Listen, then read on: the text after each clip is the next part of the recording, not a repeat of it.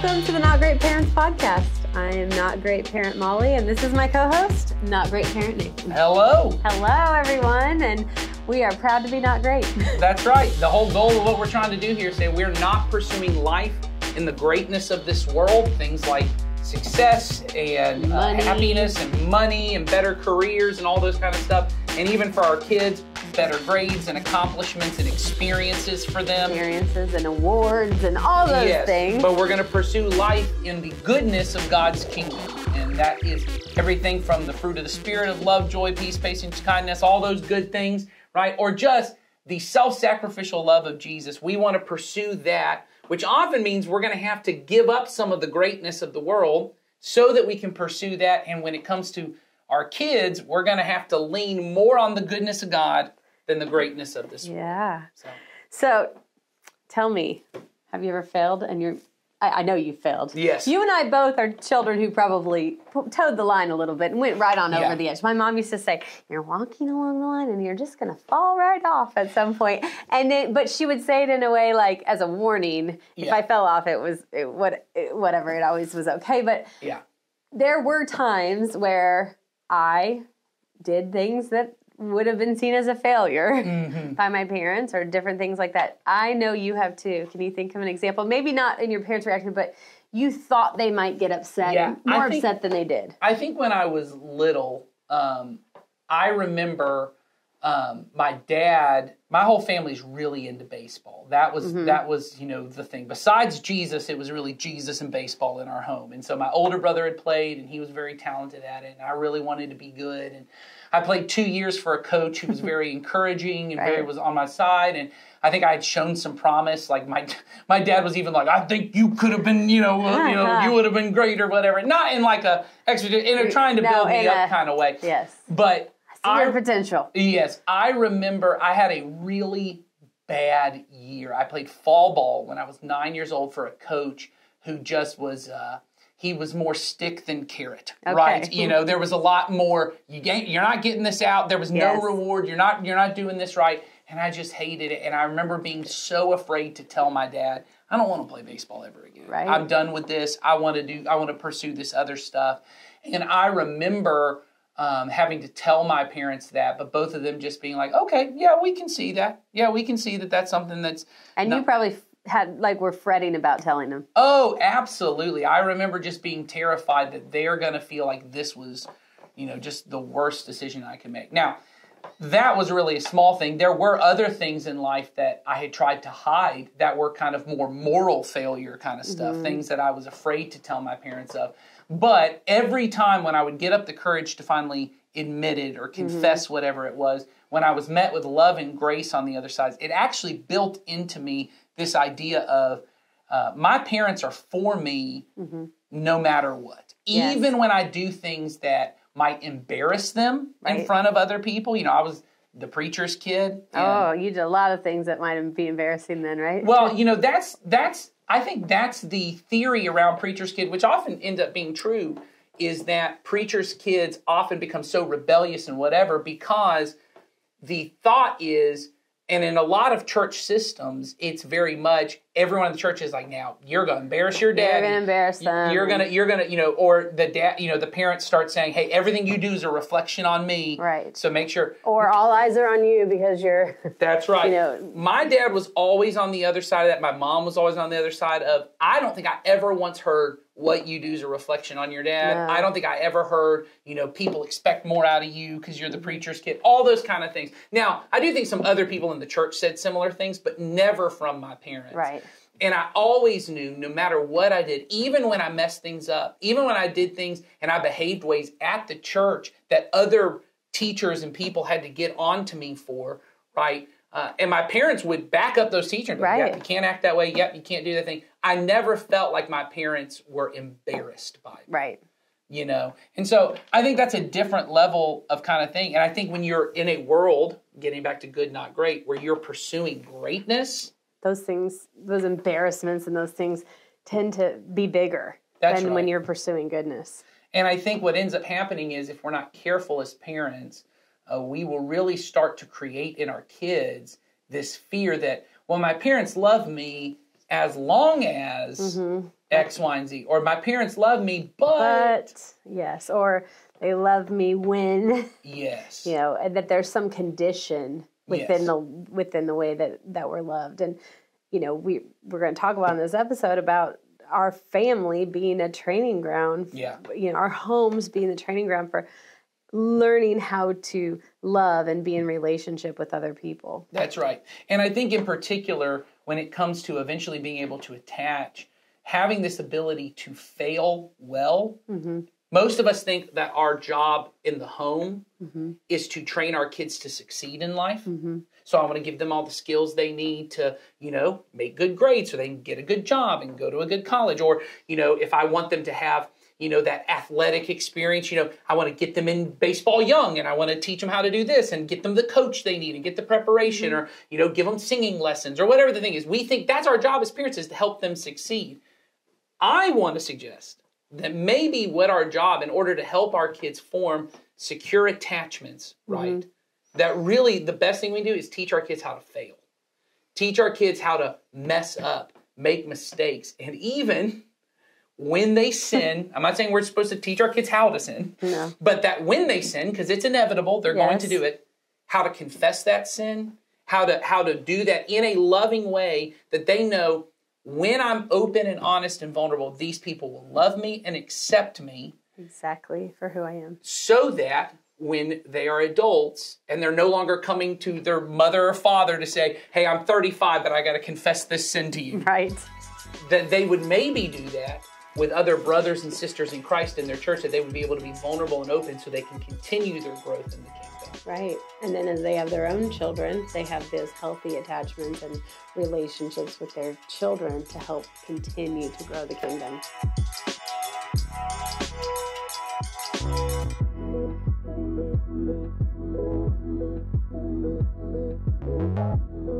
It's interesting because we talk around here all the time about not doing life alone. Right. So there are people who say, I don't like peopling, I don't like people, I don't this, I don't like that. We all need attachment. Oh, yes. And so even if you're the most introverted person, you still need attachment and acceptance and love from people. It doesn't mean you need it from everybody are in the same way, but we all need that. And so I think, people sometimes say, oh, I don't need that. And they kind of write it off. But the reality is that everybody does. And and that comes from early days. And it's designed by God. I mean, it's also, we are talking about the family being this training ground for, life in the kingdom of God.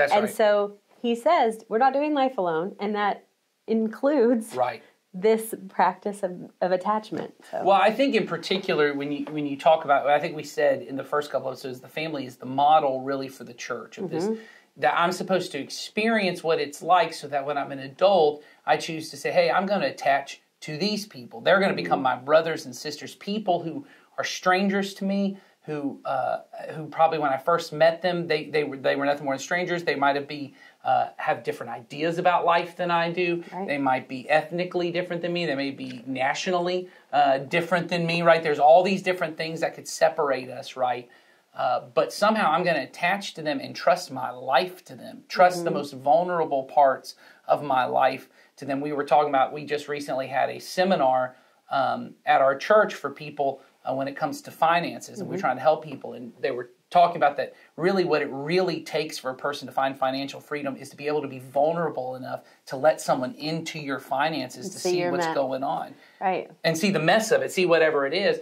And we were talking about there's a level of, once again, ability to trust. You're a person that I can trust to let into this part of my life that often for most of us is full of shame because we feel like maybe I'm not doing this right. Maybe I should have known how to do it better. Maybe all these questions that come up. And I'm going to let another person in to see that so that I can find freedom.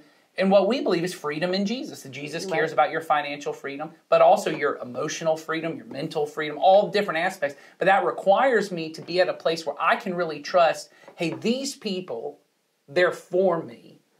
But as you said, that begins, it begins in the home. Right. Yeah, I mean, absolutely. And we say it about Jesus too. Jesus is for me. And we say it around here too. Jesus is for you, and he only wants good in your life. That's right.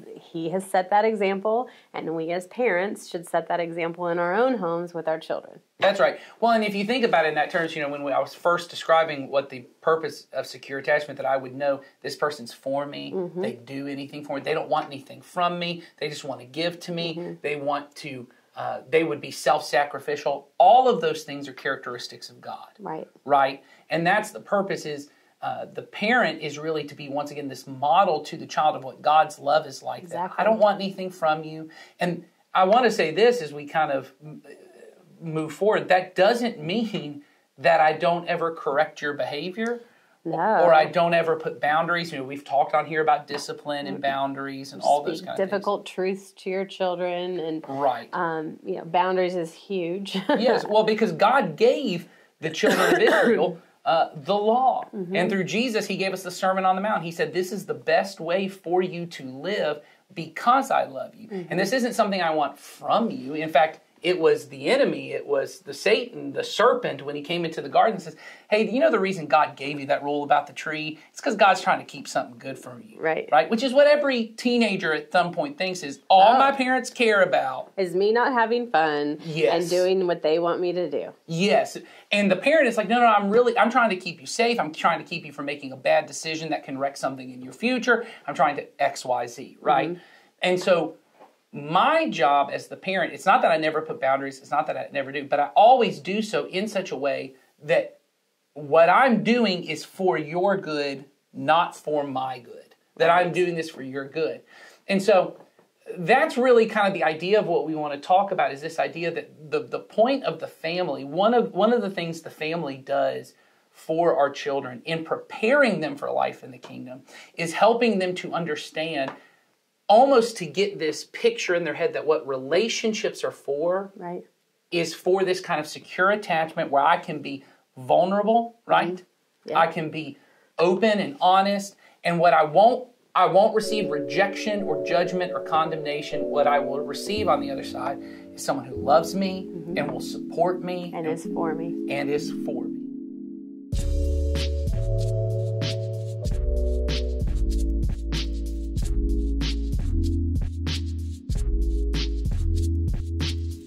What you want to do is you want to be able to create a home where your kids can make mistakes and they can learn. Yes. Right? And that they can do this. Now, that requires a couple of different things, and we're going to talk about this in future episodes of how do I have expectations. Right. Not drop, because we're not saying it's a free-for-all, everybody does their own thing. Well, the truth is my kid can't learn to make mistakes if nothing's ever a mistake. True. Because I see a lot of parents, my kid can't learn if I don't ever address what is truly a mistake. Well, that's what I mean is there are parents who, I think, once again, insecure attachment on their part.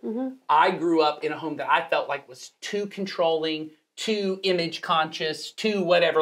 So we're not going to have any of those things at our house. So what I'll do is I don't ever want to correct my kid because I don't want them to ever think that I don't accept them. Well, that's not acceptance. That's nonsense. There you go. It's not acceptance. It's nonsense. It doesn't make sense because your kid knows I'm not perfect. I make mistakes, but for some reason they keep telling me, so they're just lying to me. Nothing is ever true. Which is a whole nother thing. Which is a whole other thing. So in order for my kid to know I accept them when they make mistakes, they have to know I think they make mistakes.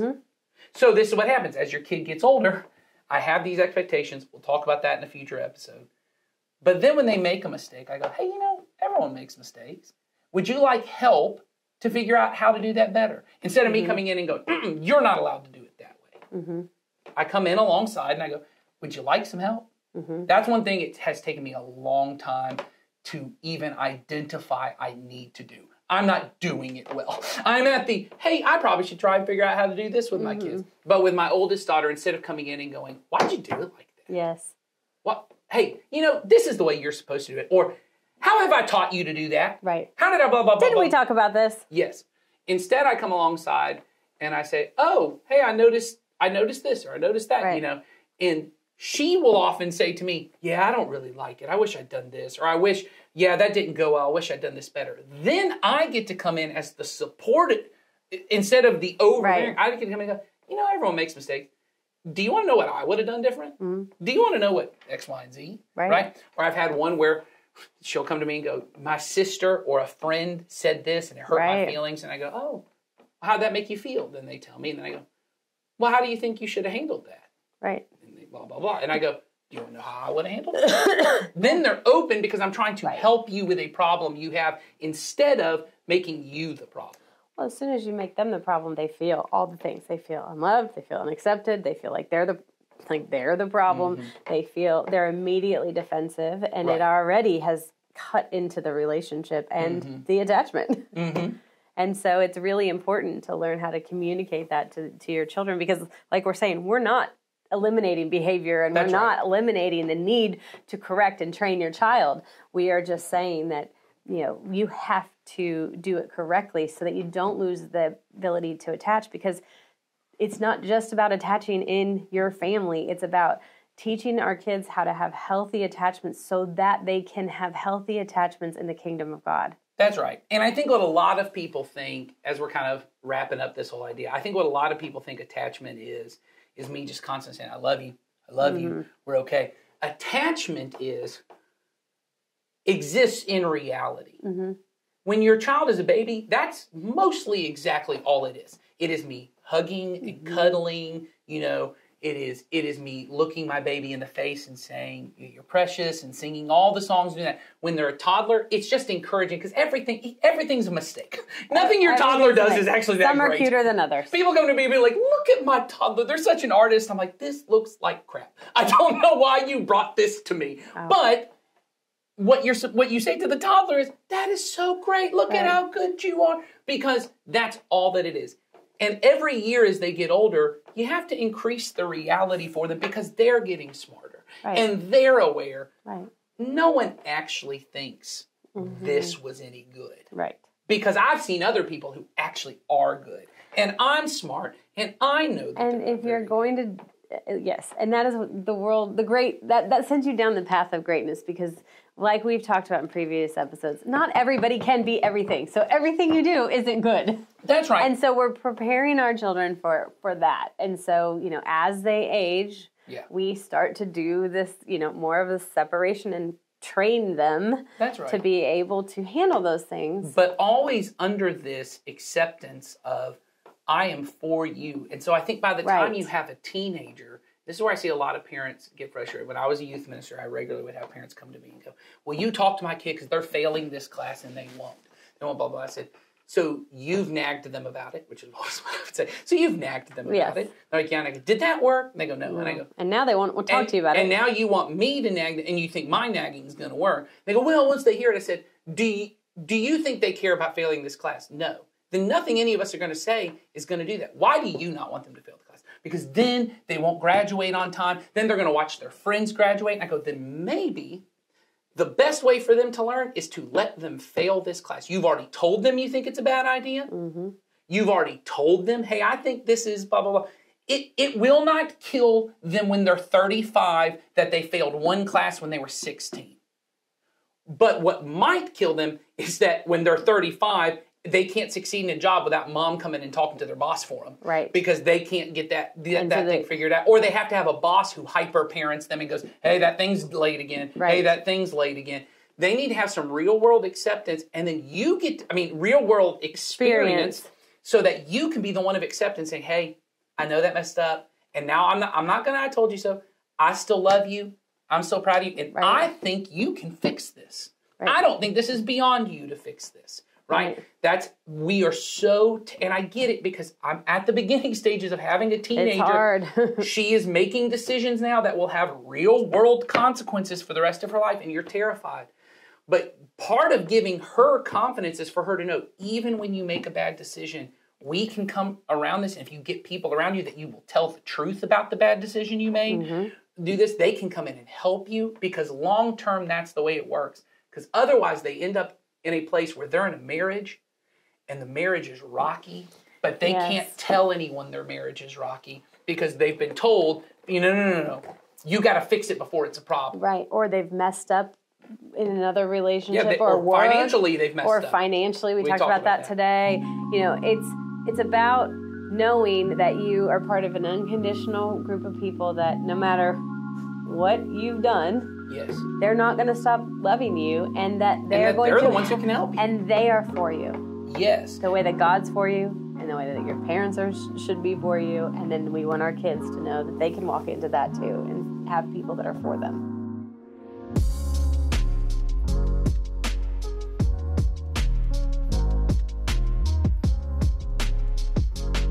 We've kind of talked about it already. I remember last time I was here, we talked about emotions, but it really comes down to learning how to hold a space in your home where these things aren't scary, they're not dismissed, and they're not punished and criticized at the same time. It's, and I know there's extremes on every side of, what do I do when my kid, especially when they're really, really little, when they come running, I don't want them to be too attached to me.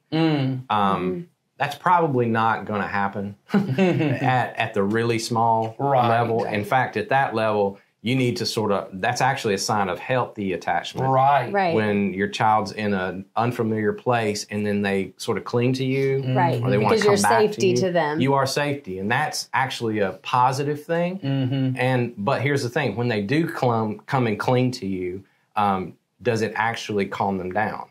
Oh. If it does, then that's a sign that they are securely attached. If they continue and it's not helping, that's a sign something might be needed to be addressed. But so allowing your child to have that safety and security that they know that mom, dad is there and they're the place where I can go when I'm dysregulated and I need some help. But at the same time, not just allowing them to cling to you without any kind of autonomy or independence. Yeah, I think we talked about that a little bit. We were talking about, when you take your child to the park or to a play date for the first time or whatever, and they kind of, you're in their eye. They know they see you. They see you. They know you're there. Yep. And you're off to the side. You're still connected to them. You're encouraging them with the way that you're looking at them, whatever. But that is intentional to help that child build their confidence in themselves so that they can be confident in who they are, but not be just kind of thrown to the wolves. In fact, that's a progression that they have to go on, is they have to, like for toddlers and stuff, they need to be in play spaces with other kids where things can happen that they may have to deal with and challenges, but you be over to the side and you reassure them, you're good, you're okay, and if you need me, I'm right here. And sometimes they will. But then the key is, you're good. Now you can go back. I'll be right here. I'll be right here. And then as they grow older and older, that dynamic starts to get farther and farther and farther to the point where, for me now, I've got teenagers and they are apart from me more than we're together. But they know where home base is. Right. In fact, it just happened last week. Something happened in one of my kids' lives. It was pretty traumatic for her. And she came back home. And we had a long conversation and a pretty dang adult conversation about how to handle this. It was the same thing as what she was doing when she was a toddler at a play date. It's just a grown-up version of that. Right. And it was an encouragement to me that, okay, she knew where to come, and now we helped her work through it, and she's going to go back out into the world and deal with her emotional situation, right?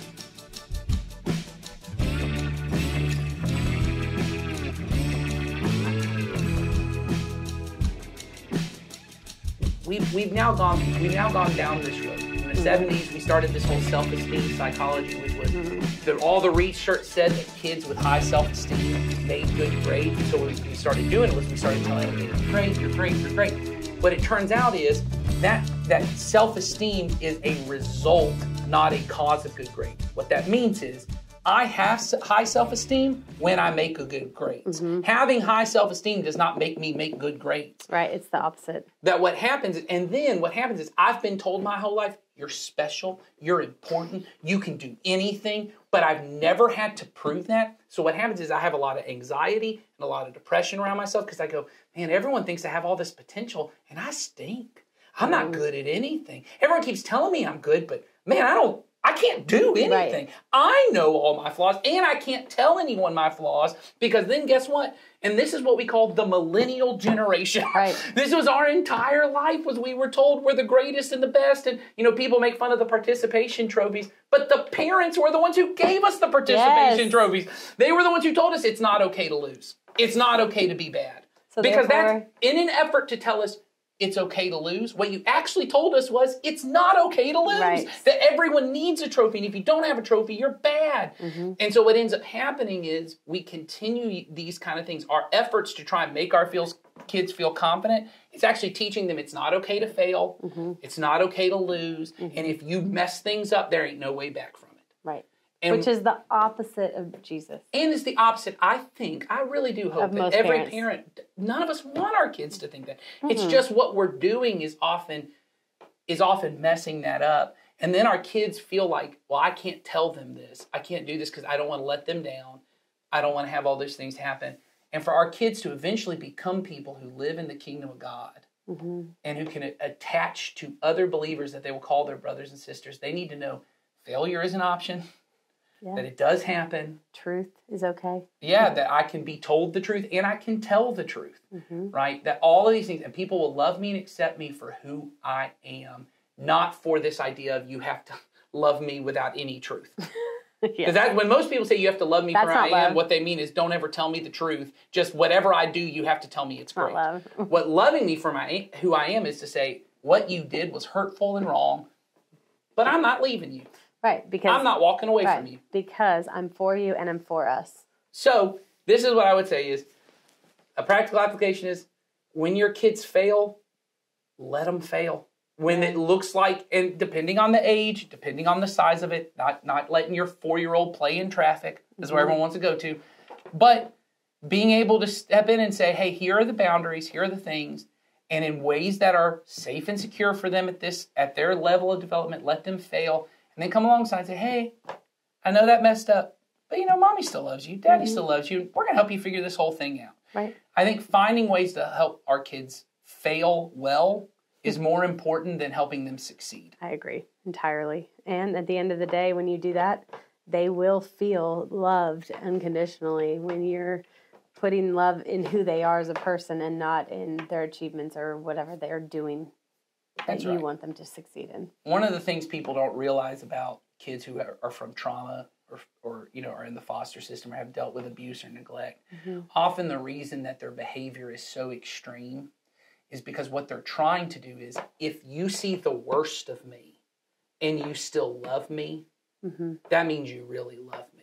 What most of us try to do is keep telling people, you're the best, you're the best, you're the best. And what your kid actually needs to see is, I need you to see me fail. I need you to see me mess it up and still love me, because that's how I know you actually love me. Because what you might actually only love is the good grades I make and the way I make you look in front of your friends when you can tell them all my achievements and my accomplishments. Maybe that's all you really love. I need to know you're just as proud of me when I work at a McDonald's as you are when I get some high-end job. Like when I'm just being a person. Right. I need to see all of that. Right. And I think it's important. Somebody told me this a few years ago, and it just always sticks out to me. Be very cautious of saying to your children, I love you, but, or I love you, and, because that second half of the sentence is so much stronger sometimes. So I love you with a period at the end is the end of the sentence. And so you can say I love when you're doing this and that, and I love how you do this, and those are important things. But when you're correcting or you're trying to understand something, saying I love you, but you didn't do X, Y, or Z. Those two things don't go together. I love you, and you did not. I love you. You didn't do this, but I love you, and I want to go alongside with you. Like swap it around. Yeah. The I love you. Don't start with that and then go into the negative thing, because I think that's what your children walk away with sometimes. So that's good. Yeah. So anyway, we could probably do a few episodes on attachment. Yeah, probably. But we just want you guys to, have a home of acceptance for your children, and that is the training ground to prepare them for being accepted in the kingdom of God. So, all right, where are we ending? That's it. That's it. That's all we got. That's all we got for you guys. So, if you have any if you have any thoughts or any questions or anything where you want to tell us we did great, did not do well. Or tell us how we failed you, but you still love us. Yes, or just tell us I love you, period. Kidding. We need some affirmation, guys. Just kidding. There's a link in the show notes, though, that you guys can use, and we do love to hear from you guys. So thanks for being with us today, and we will see you next time. Have a great one. Good one.